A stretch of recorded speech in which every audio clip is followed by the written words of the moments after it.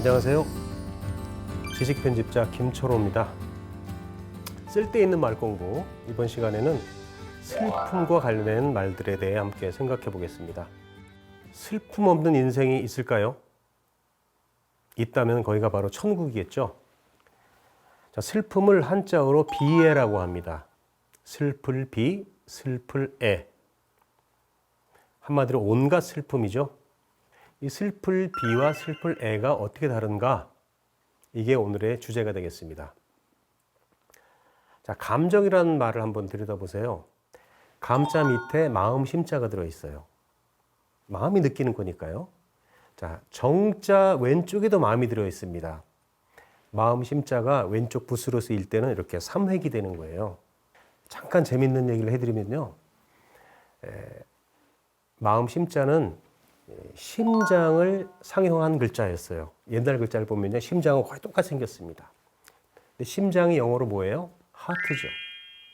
하트를 이렇게 표시합니다. 역시 심장을 표현한 거예요. 서양 사람이나 우리 동양 사람이나 감정이라고 하는 게 심장에서 느끼는 것이다. 이렇게 생각한 것 같아요. 경험적인 얘기겠죠. 슬픔도 마음이 느끼는 감정이죠. 그런데 좀 희한한 게 있습니다. 슬플 비자에는 마음이 들어있어요. 그런데 슬플 애자에는 마음이 안 보여요. 왜 그럴까요? 이 두 가지 슬픔이 서로 달라서일까요? 만약 이 두 가지 슬픔이 다른 거라면 어떻게 다른 걸까요? 예를 들어서 비통한 마음이 있고 애통한 마음이 있어요. 어느 쪽이 더 슬픈 걸까요? 자, 먼저 비가 들어간 말들을 좀 살펴보겠습니다. 사람들은 살다 보면 가끔은 비감에 젖기도 하고, 부당하거나 억울한 상황을 보면 비분관계하기도 하고, 또 자기 처지가 비참하다고 느낄 때도 있고, 또 내가 비운의 주인공이 된 것 같다, 이런 감정에 사로잡힐 때도 있죠. 그래서 인생을 비관하기도 합니다. 때에 따라서는 어떤 갑작스러운 상황에 비명을 지르기도 하고, 또 뜻밖의 비보를 듣고 충격에 빠지기도 하죠. 그런데 이 모든 슬픔은요, 긴 인생에 비하면 잠시 잠깐일 뿐입니다. 잠시 잠깐일 뿐이라는 걸 알려주는 말들이 많이 있어요. 잘 들어보세요. 희비가 교차한다는 말이 있어요. 살다 보면 기쁜 일, 슬픈 일이 계속 반복된다는 얘기죠. 이것을 일희, 일비 이렇게 표현하기도 하고요. 자, 그리스에 희극이 있고 비극이 있었어요. 왜? 인생이 둘을 합친 희비극이기 때문에. 흥진비례라는 말도 있어요. 자, 즐거운 일, 좋은 일이 지나가고 나면 슬픈 일이 다가온다. 반대도 마찬가지겠죠. 슬픈 일이 있다 보면 또 기쁜 일도 오게 돼 있는 거예요. 인생이 그런 거 아니겠습니까? 요약하자면 비는 일시적인 슬픔이다, 이런 말이 되겠습니다.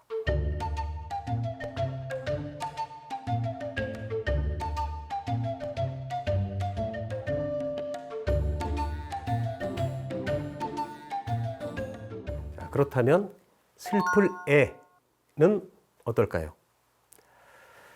자, 이 두 글자가 어떻게 다른지 단적으로 보여주는 옛말이 있어요. 요즘은 쓰지 않는 말이지만 애이불비. 자, 슬프지만 슬퍼하지 않는다. 자, 글자 그대로 풀면 이렇게 되는데, 그 속뜻으로 풀면 어떻게 되느냐? 마음속의 슬픔을 겉으로 드러내지 않는다, 그런 뜻이 되죠. 어떤 경우에 이런 애이불비라는 표현을 쓸 수 있을까요? 이 비라고 하는 한자를 자전이 어떻게 푸자면 배출구를 찾는 마음이라고 설명해 놓은 게 있어요. 즉, 슬픈 마음이 어떤 문짝 사이로 삐져나가는 거죠. 비라고 하는 거는 드러난 슬픔이다. 반대로 좀 이따 보시겠지만 애는 드러나지 않은 슬픔이다. 혹은 드러내지 못한 슬픔이다. 이렇게 요약할 수 있겠습니다. 잘 보면 이 애라는 글자 자체에, 한자에 그런 뜻이 들어있어요. 잘 보시면 옷 의자 안에 입구자가 들어있어요. 즉, 입을 옷으로 가리듯이 이게 속에 묻어들 수밖에 없는 슬픔이라는 거죠. 자, 속에 묻어들 수밖에 없는 슬픔, 표현 자체가 불가능한 슬픔, 또는 어떻게 표현하더라도 그 아픔이 다 드러나지 않는 슬픔, 이런 슬픔을 느끼게 하는 일이 우리 인생에서 뭐가 있을까요? 그렇죠? 가까운 사람의 죽음, 내가 아끼고 사랑하던 사람의 죽음이 바로 그런 거일 거예요. 슬프다. 죽음이 가져다는 슬픔이라 그랬어요. 너무나 슬퍼서 그 슬픔을 차마 말로 표현할 수 없다. 비가 표현하는 것처럼 마음이 열린 문짝 사이로 삐져나가지 않는다. 삐져나갈 수가 없다. 그런 경우에 사랑하는 사람의 죽음을 어떻게 말로 혹은 울음으로 다 표현할 수 있을까요? 이런 말이 A불비가 되겠습니다.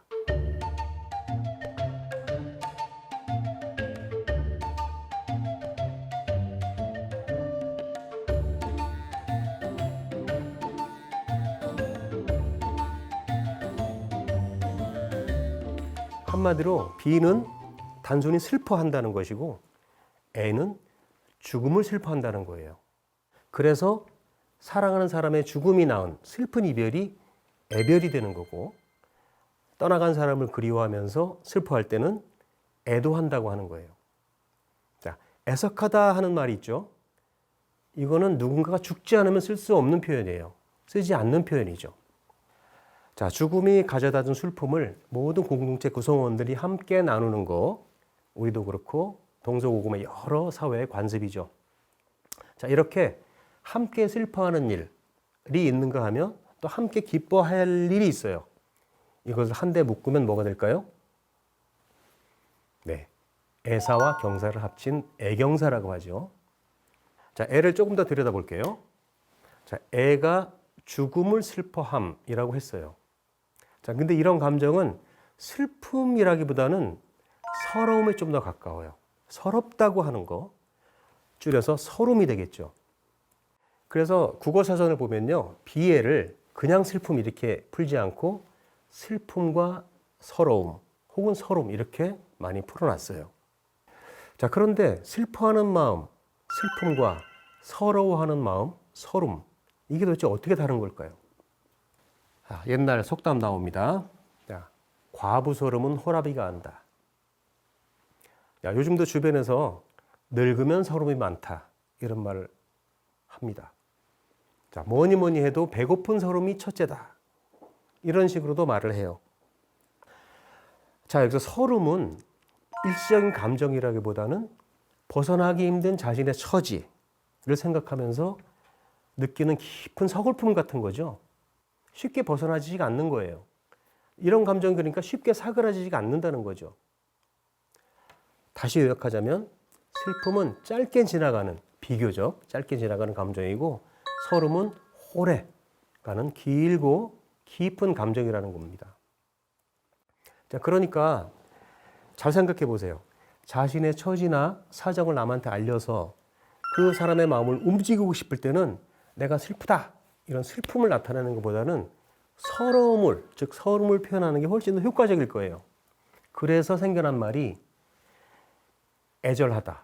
즉 자기가 절실한 상황이 되면 나한테 도움을 줄 만한 사람을 찾아가서 애절하게, 애절한 표정으로 애걸을 하는 거예요. 그래서 또 애원을 하고 또 애걸 복걸을 하는 거죠. 복걸은 몸까지 굽힌다는 거예요. 나의 슬픔보다는 나의 서러움을 표현하는 게 상대방 마음을 더 쉽게 움직일 수 있다는 거죠. 자, 서두에서 제가 비통한 마음과 애통한 마음은 어느 쪽이 더 슬픈 마음일까? 이런 물음을 던졌었죠. 저한테는 이 비통보다는 애통이 더 아프게 다가옵니다. 왜냐하면 비는 그냥 슬픔이지만 애는 죽음이 가져다준 슬픔이기 때문이죠. 적어도 옛사람들은 슬픔을 비와 애로 나눌 줄 알았습니다. 또 그 사이에 수많은 슬픔의 스펙트럼이 있겠죠. 이런 나의 슬픔을 표현할 때 혹은 남의 슬픔을 우리가 이해하고 공감할 때 그 깊이를 잘 이해하려고 하는 이런 마음이 우리 삶의 태도에 필요하지 않을까 이런 생각을 하면서 오늘 이야기를 마치겠습니다. 지금까지 지식편집자 김철호였습니다. 고맙습니다.